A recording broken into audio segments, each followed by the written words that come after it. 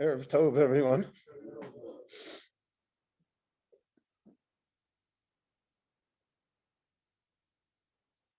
In the Parsha Mishpatim this week, the Isser of the Lav of Lashon Hara appears. Not to speak evil about someone else. There's Lakelim Tashlichun also right afterwards, right before the Chazal combined the two psukim to show the severity of the Isser, that if one speaks Lashon Hara, should be thrown to the dogs. Now, Chazal say, Rubam Begezo, most people have somehow money that is not theirs. Muton be'avorios, there's a minority of people that have immoral sexual sins. V'kulon be'avak lashon hara, but everyone is covered with the dust of lashon hara.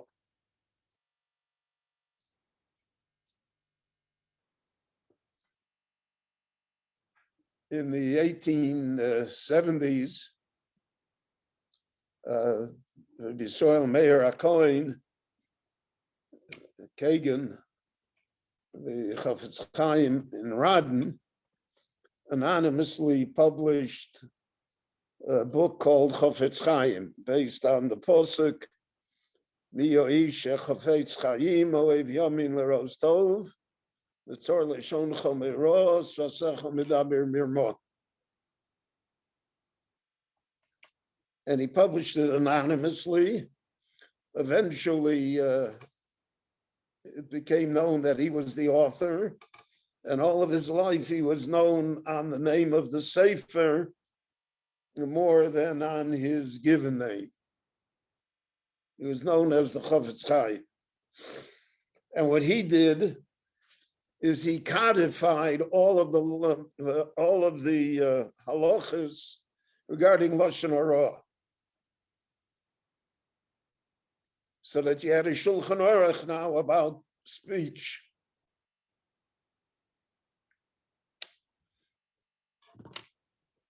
And it's interesting, the Sefer gained great notoriety, but as you can well imagine, it was not widely popular, because Kulam be'avak lashon hara, since everybody is involved in this Isser, there's no Isser that Chazal mentioned that is so universally violated. So people were not especially happy to have their sins and shortcomings codified in front of their eyes, and that they should study it. Nevertheless, because of the efforts of the Sefer, Lashon Hara became a topic in the Jewish world, and remains so until today. So that there are organizations to strengthen us not to speak Lashon Hara. There are all sorts of devices that exist to prevent idle chatter, so that Lashon Hara, the Chafetz Chaim himself was asked, how come nobody ever wrote a sefer about it before him? You mean to tell me that there was no Lashon Hara? The Gemara says already in the time of the Gemara, Kulam be'avak Lashon Hara. So how come no one else wrote Shulchan Aruch for Lashon Hara? So his famous answer was that in previous generations, people may have spoken Lashon Hara, but when they realized that they did, he said in Yiddish, they gave a krechts, they gave a great sigh as a response, oy vey, what I did. He said in our time, people stopped sighing about it. They don't even feel that they do anything wrong. And therefore, in our time, we have to write a book about it and we have to publicize the matter. Now, what's interesting is that in halacha, there is no lawsuit that can be maintained against Lashon Hara. Somebody spoke Lashon Hara A about B, Reuven about Shimon. Shimon can't, there's no lawsuit. Now, there's Motzi Shemra in a specific case regarding women, but generally speaking, there's no actionable act in law that a person can take to gain compensation.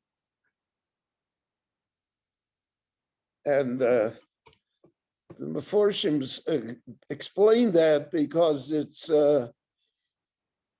Shein Bo Maaseh. He didn't do anything. There's no action that was done. Speech is not considered an action in halacha. And therefore, what can we do about it? Nevertheless, we know that Lashon Hara many times is far more damaging than if you punched a guy in the face. Lashon Hara can ruin a person, destroy a career, disrupt the family. And nevertheless, there's no action that can be taken about it. So then the question became, how do we judge speech? What is permitted speech and what is not permitted speech? Now, in our time, since we hold that freedom of speech is the highest of all values, so you can say anything, anywhere about anybody, because that's freedom of speech, and God forbid we don't want to be against freedom of speech. However, that's not the halacha. On the other hand, again, I've pointed it out to you many times that halacha is always a balance between values. It's never black and white. Depends. There's a halacha of lo samur al dam reacha. You cannot let someone be destroyed when you could save it, when you can react to the Lashon Hara, when you can say it was all false, or you're accusing somebody now of saying Lashon Hara, which is Lashon Hara and Lashon Hara, right? So where do we draw that line? That depends always on circumstances and events and who's involved. And now, in our time, when we have the type of political governments that we have in the Western world, we have here in Eretz Yisrael as well. So pretty much everything goes. Chazal always said that in the time of the Bayis Rishon, even though they were idolaters, the Gemara asks a famous question. How come in the time of Achav HaMelech, Achav was the king in Yisrael, in Shomron, and he was a great Rasha, persecuted Eliyahu Hanavi, killed Novos HaKarmeli. He and Izebel instituted Avodah Zarah in the country. They sponsored the 400 Nevi'im against Eliyahu.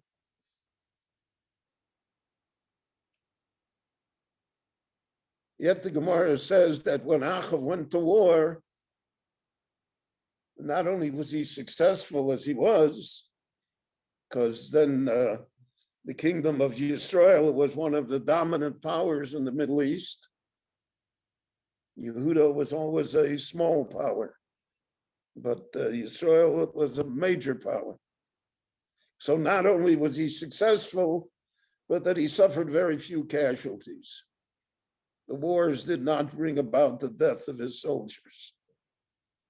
And the Gemara asks, how come by Malchus Beis David, by David HaMelech, there were always heavy casualties in the battles, even though they were Giborei Koach, and they did the Ratzon Hashem, and it was David HaMelech. The Gemara says, because in the time of David, they spoke Lashon Hara about themselves, about others. They bring the example of Doeg or Adomi, who spoke Lashon Hara against David himself to show. And the time in Achav, nobody spoke Lashon Hara, the Gemara says. Achav is searching for Eliyahu Hanavi. Everybody knows where Eliyahu is, no one informs. No one says anything. So therefore, when they went to Milchama, when they went to war, they were spared casualties. So the Gemara says from here that Lashon Hara really is equivalent to murder. It kills the one who says Lashon Hara. It kills the one about whom Lashon Hara is said. And it kills the society because of the fact that it becomes acceptable. There's a din not only about saying Lashon Hara, but about hearing, listening to Lashon Hara. Somebody comes over and says, I have a very good story to tell you about Yankel. You should tell him I don't want to hear it. I'm not interested.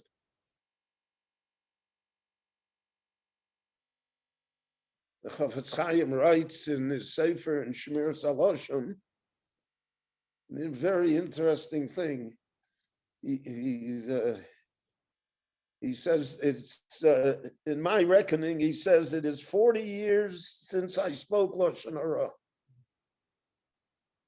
And he says it's 20 years since I heard Lashon Hara. So it's only after 20 years of not speaking Lashon Hara that he was privileged that he didn't hear Lashon Hara. So it's a minefield, this subject. And people who are very careful, so to speak, on all sorts of other mitzvahs somehow, Chazal say, Ekev Tishmun, mitzvah shodom dosh ba'akevov. People step on this mitzvah because of our curiosity. So it's part and parcel of society. It's almost impossible to exist within the realm of society without impinging on these rules. Nevertheless, the Torah takes a very strong stand against it. And to the extent that it is possible, we should be very careful about it. Generally, not to speak unnecessarily. The Gemara says, Mila besela shtika betray. The spoken word may be worth a gold coin, but the unspoken word, silence, is worth two. Most of the time in life, we regret what we say, not what we didn't say. And therefore, that was the attitude of the Torah. And it's reflected in the juxtaposition of the psukim in this parsha, where Lashon Hara is joined together with Lakelev Tashlichin also to show us how important it is for us to guard our tongues and to be careful as to what we say. Rabbi Chananya ben Akashia Omer Rotza Karivorchu Levzakos Es Yisrael Leficha Chir B'Lahem Torah Mitzvos Shenemar Adonai Chafetz Siman Tzidko Yagil Torah V'Yadir. Thank you.